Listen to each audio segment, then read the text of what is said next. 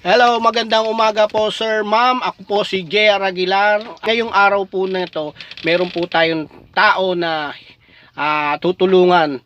Malapit po sa puso natin tong tao na to at siya po ay ang tito ng misis ko na si Kuya Danny.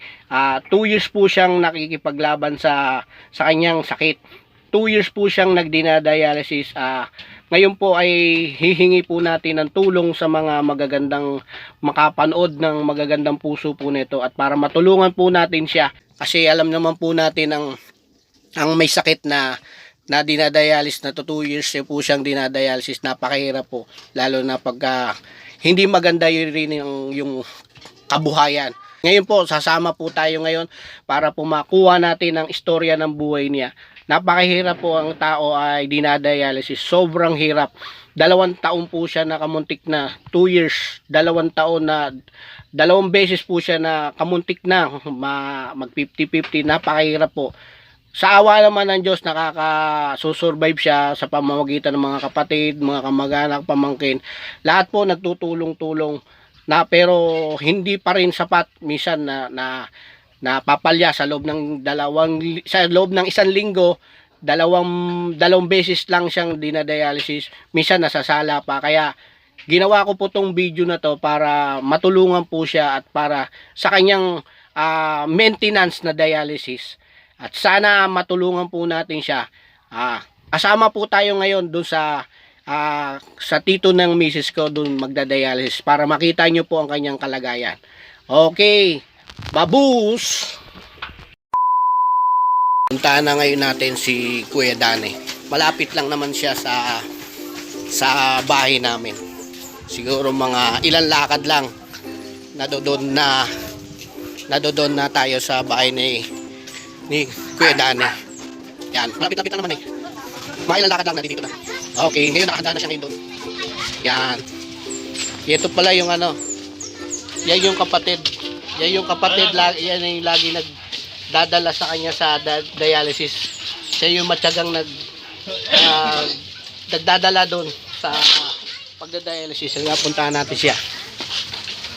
Let's go! Yan, ito. Yan po ang bahay. Yan po ang bahay. Yan po ang kanilang nanay. Yan si Lola Sabel. Yan ang kanyang nanay. Aakyat na doon po ang Kuya Danny. Aakyat po tayo sa taas. Halika, tignan natin kung nakabihis na siya. Ayun, natulog na. Yan po. Yan ang Kuya Danny. Natulog na. Yan po ang tiyuhin ng misis ko. Yan. Siya po. Sa ngayon po siya ay hindi nakakakita. Hindi na po siya nakakakita. Mag-hello ka dito, ya, oh. Ayan, yung mata niya po hindi na po talaga siya nakakakita. Ang kalagayan niya po ito po. Ayan, interviewin po natin siya. Ito po ngayon, nandito po tayo. Interviewin po natin ang ating mahal na Tito Danny Ruiz. Kamusta ka na? Ya, kamusta ka na, Tito Danny? Ano bang Okay naman ako sa ngayon. Oh. Ano pakiramdam mo ngayon na dialysis ka ngayon? Ito medyo nangihina ng konti. May hilo. Kamusta na ang pag nadadialysis ka? Lumalakas ka ba? Ano ba pakiramdam mo? Pagkatapos ng dialysis, siyempre nahihilo ka, gutom ka. Yun, tsaka inaantok. Yun yung pakiramdam mo. Kamo, ilang taong may taong ka na ba nakipaglaban sa sa sakit mo? Ilang taong ka na? Ano ba nangyari? Ano ba nangyari sa bakit ka ba nagkasakit na ganyan? 2 taon na akong dialysis. 2 years. Na nila na meron akong chronic kidney disease. Oh, Stage 5 na, end stage na ba? may stage 5. Awa naman ng Diyos. Anong pakiramdam mo? Okay naman. Kailangan lang talaga ng tuloy-tuloy na gamutan. Sa ngayon, ayos ba yung gamot mo? Ayos ba yung mga ano mo? Yun yung medyo may problema kasi may kamahalan ng mga gamot. Hmm. Kasi isang linggo, gagastos ka ng isang 3,000, Hmm. naabot hanggang 5,000. Hmm.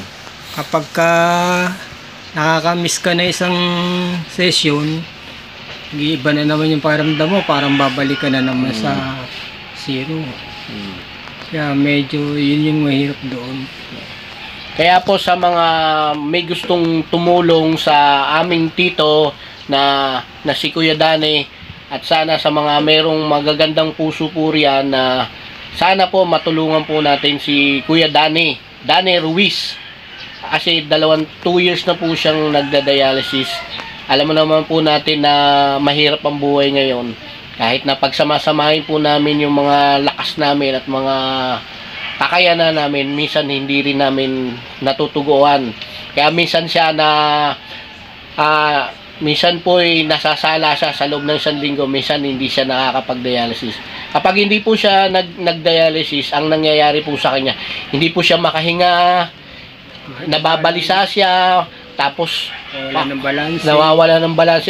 Hindi na rin po siya makapaglakad ng maayos kasi yung balanse po niya parang wala na yung balanse niya. Na talagang inaalalayan na po siya. Tsaka yung Oo. pagkawala ng paningin. Yung paningin niya nawala na talaga. Pero malinaw pa naman yung pag-iisip niya. Ang nawala lang sa kanya yung balanse. Hindi na siya kailangan akayin siya kasi lagi siya nauuntog. Hindi niya na alam kung kung saan siya pupunta. Ito po si Kuya Dani, merong message sa inyo. Sa mga nakakangat sa buhay, Sige. ako po ay humingi ng tulong sa inyo na baka pwede nyo akong tulungan kasi wala naman po akong kakayahan na suportahan yung gamutan nito. Ayun lang naman po. At saka gusto kong pasalamatan yung mga taong walang sawa